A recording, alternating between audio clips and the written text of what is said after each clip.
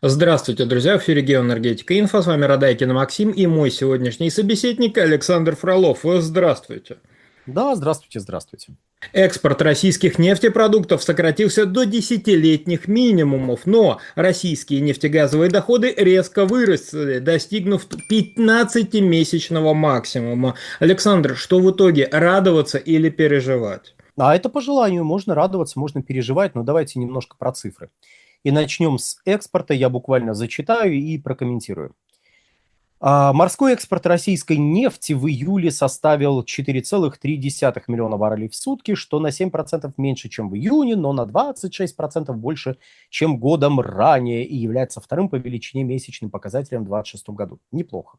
Но интересует нас не это. Интересует нас немножечко другое, что объем поставок российского газоиля и дизельного топлива на международный рынок в июле снизились, в общем, поставки эти снизились на 157 тысяч баррелей в сутки по сравнению с 471 тысячу баррелей в сутки в июне. В общем, 471 было, 157 стало. Действительно резко сократились. Экспорт нафты достиг 290 тысяч баррелей в сутки, что на 9% меньше, 9% меньше, чем в июне. Вот давайте об этом и поговорим. Да, простите, конечно, экспорт российских нефтепродуктов вообще упал до 1,18 миллиона баррелей в сутки с 1,51 в июне. Тоже баррелей в сутки.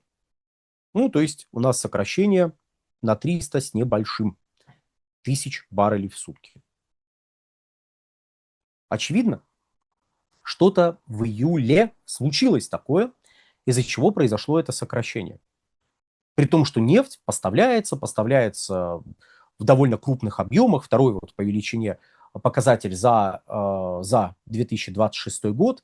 Смотрим на ОПЕК+, на постановление ОПЕК+, которые разрешают нам увеличивать добычу. Смотрим на данные, которые международное даже энергетическое агентство публикует. Ну и делаем вывод, что все-таки с добычей у нас тю-тю-тю. Что же с нефтепродуктами? Нефтепродукты у нас претерпели некоторые изменения в июле 2026 года. Буквально, если память меня тут не подводит, 8 июля был введен запрет на экспорт дизельного топлива для производителей. Для непроизводителей он и до этого действовал. Кроме того, там были введены еще некоторые ограничения, и эти ограничения действовали весь июль, что, разумеется, не могло не отразиться на статистике месяца. То есть берется, как подсчитывается средний показатель?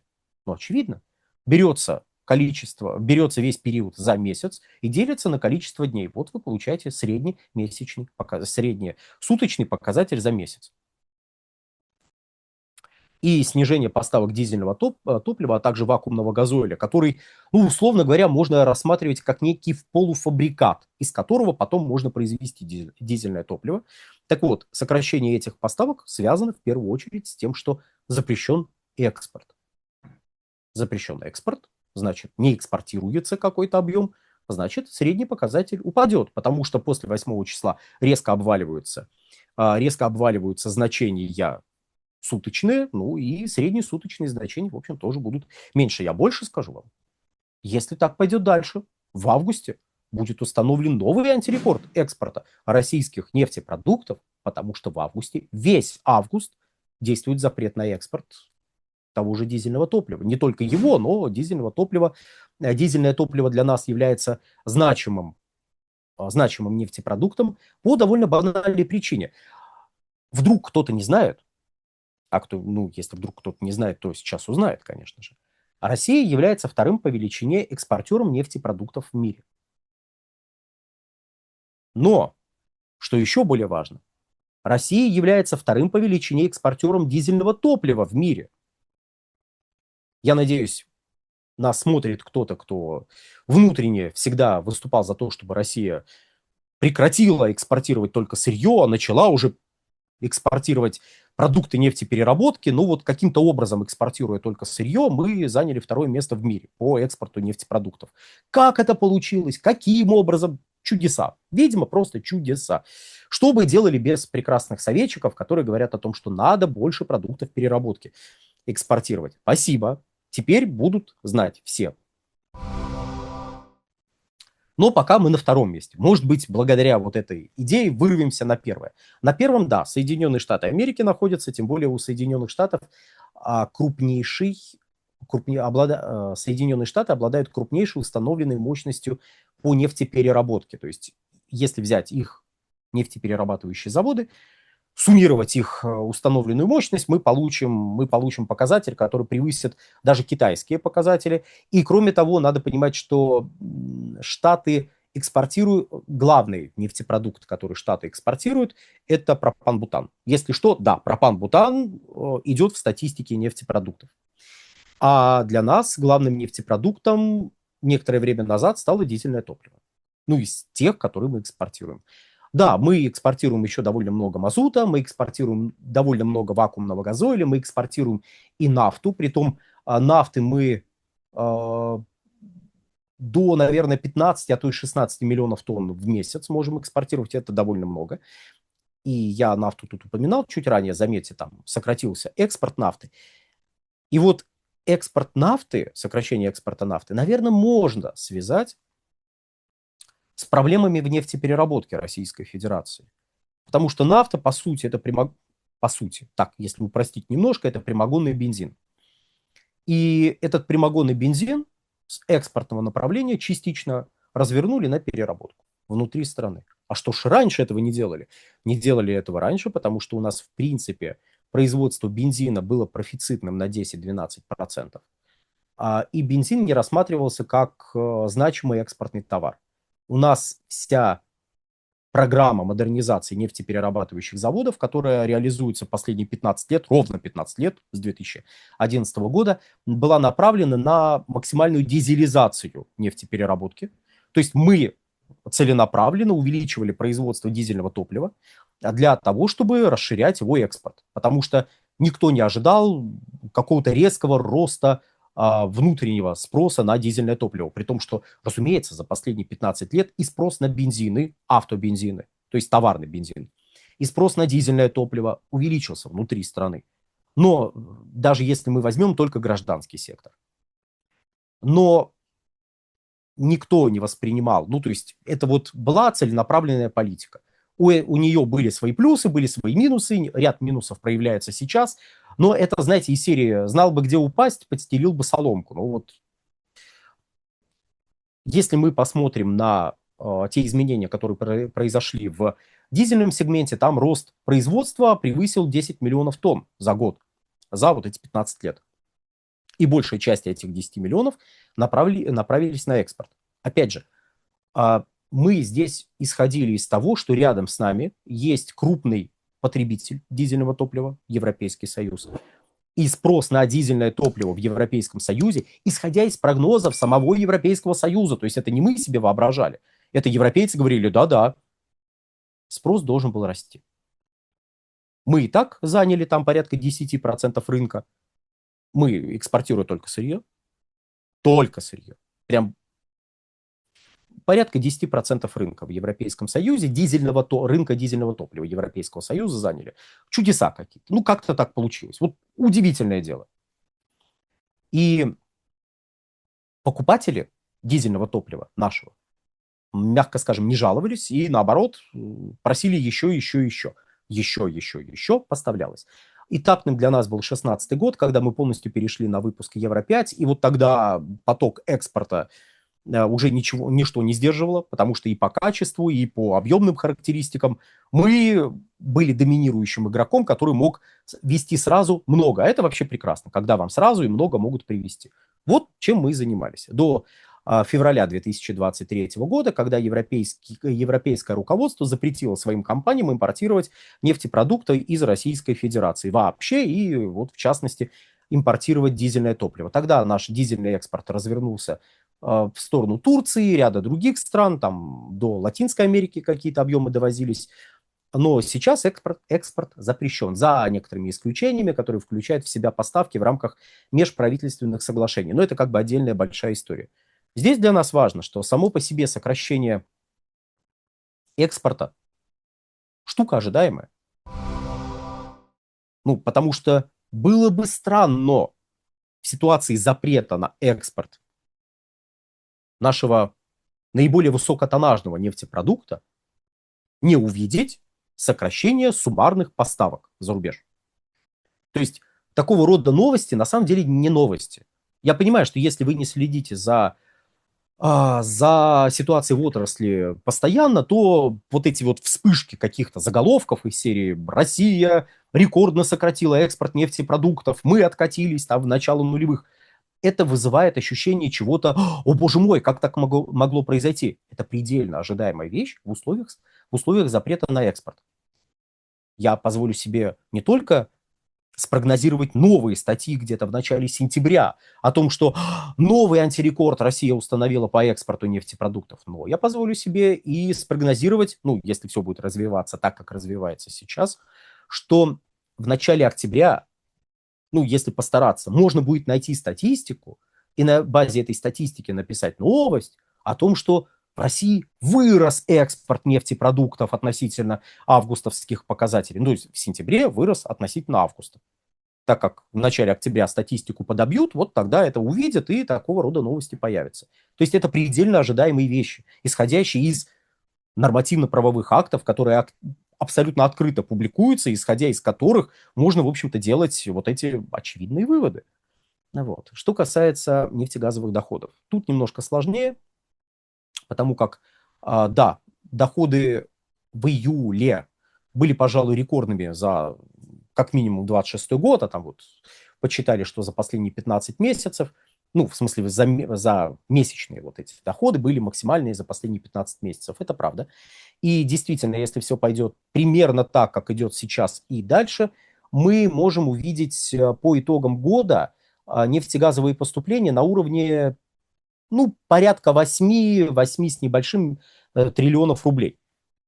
Это с учетом всех налоговых вычетов, которые следуют за уплатой этих налогов. Я напомню, что многие из вас, я думаю, видят, опять же, кто не следит постоянно за отраслью, для того вспышки вот этих вот заголовков, какую-то интересную картину создают, так вот, заголовки. Нефтяникам выплачивают субсидии из бюджета, чтобы они, не дай бог, что-то не вывезли. Это не субсидия, это налоговый вычет. И когда говорят, вот, из наших с вами карманов... Я буквально слышал, как некоторые наши экономические блогеры, общественно-политические блогеры вот так вот это подают. Из наших с вами карманов нефтяникам платят. Ну, если из наших с вами карманов нефтяникам платят, то из наших с вами карманов еще и платят людям, которые получают налоговые вычеты после оплаты лечения, учебы, покупки жилья. Ну, вот, то есть есть такая штука, налоговый вычет. Вы заплатили налоги, а потом при определенных условиях часть уплаченных налогов вам возвращается. Ну, собственно говоря, нефтяники платят налоги, часть этих налогов им возвращают. Почему так получается? Я как-то отдельный ролик в рамках Инфотек записывал. Я сильно сомневаюсь, что вы прям побежите искать, просто поэтому предельно кратко. По сути, демпфирующая надбавка является костылем, который приделали во второй половине 2018 года к налоговой системе, которую планировалось запускать в 2019 году, потому что предыдущие нововведения, которые были приняты в 2018 году и, опять же, которые должны были заработать в 2019 году, оказались немножечко недоработанными. Ну вот, знаете, приняли, потом такие, ой, нужно приделать костыль. Ну и пару-тройку костылей приделали. Вот среди этих костылей для того, чтобы нефтепереработка у нас стабильно работала и для того, чтобы цены на внутреннем рынке были мало зависимы от скачков на бирже, если что, они у нас мало зависимы от скачков на бирже, несмотря на текущий кризис. Если бы они были более зависимы от скачков на бирже, мы бы другие средние показатели в рознице увидели. Это, если предельно кратко, отбрасывая массу существенных сюжетов. То есть демпфирующая надбавка – это мало того, что налоговый вычет, это еще и костыль, который направлен на то, чтобы нефтепереработка у нас работала и развивалась. Опять же, принято это было при других условиях, принято это было в ситуации, когда нужно было, как показалось финансово-экономическому блоку, что-то менять, они вот что-то поменяли, потом к этому чему-то приделали костыль, вот оно теперь так работает. Вот, и потом, когда представители блока выходят и говорят, ай-яй-яй-яй-яй, субсидия, ну, ребят, это вы костыль подставили. Ну ладно, это отдельная большая история, как-нибудь поговорим про демпфирующую надбавку подробнее. Ну, либо найдите на инфотеке, на видеохостингах соответствующий ролик. Там как раз будет демпфирующая надбавка, бла-бла-бла. Что касается, в общем, нефтегазовых доходов, то наши нефтегазовые доходы в большей степени зависят от налога на добычу полезных ископаемых на нефть. Они мало зависят от объема экспортируемых нефтепродуктов. Это вот этим завершим. То есть мы сократили экспорт нефтепродуктов, но так как вывозная таможенная пошлина не платится с них, как и с нефти, а платится, то есть те самые нововведения, которые работают с 2019 года, привели к тому, что вывозной таможенной пошлины сейчас нету, ну, по сути, на нефть и нефтепродукты. Там за некоторым исключением, но для нашей беседы эти исключения не важны. Нету. Поэтому поступление от этой статьи в налоговый бюджет, в бюджет Российской Федерации не имеют не играют какой-либо значимой роли. Играет роль налог на добычу полезных ископаемых на нефть. То есть чем больше добывается нефти, и чем дороже она стоит в рублях, тем больше поступления в бюджет Российской Федерации. Сейчас конъюнктура на рынке более-менее стабильная и привлекательная, ну, с точки зрения тех задач, которые перед бюджетом стоят. Не такая прекрасная, как хотелось бы, может быть, но, тем не менее, исходя из нее, при сохранении такой ситуации хотя бы в течение третьего квартала дальше, мы увидим поступление в бюджет ниже тех, что ожидались, но в большей степени это ниже будет связано с провальным январем и февралем. А так НДПИ работает прекрасно, сейчас поступления идут в необходимых объемах, а НДД, налог на добавленный доход, который является, давайте, если кратко, производным от НДПИ и немножечко замещающим НДПИ, даст еще где-то, ну, примерно 700-800 миллиардов рублей. То есть НДПИ, то есть налог на добычу полезных ископаемых на нефть до конца года за оставшиеся 5 месяцев даст 3-3,5 триллиона рублей примерно. Примерно, еще раз, примерно. Ну, еще вот за счет НДД немножечко докинем. Ну, там будет 4, либо 4 с небольшим триллиона. Ну, и в итоге мы выйдем где-то на 8 с небольшим триллионов рублей нефтегазовых доходов. Это хорошо. Ну, то есть с учетом провала начала года это хорошо. Главное теперь сделать какие-то выводы из сложившейся ситуации. Выводы не столько налогового характера, сколько, возможно, в области ценообразования. Может быть, отвязать ценообразование от каких-то посторонних людей и завязать ценообразование на каких-то наших индексах. Но я понимаю, что вы уже устали к этому моменту от всех этих налогов и прочего. Поэтому на этом мы будем завершать. А про индексы и прочее вот приглашаю на Инфотек. Мы там про эти все веселые вещи подробно рассказываем и статьи публикуем прекрасных специалистов. Извините за саморекламу. На сегодня все. Всего хорошего.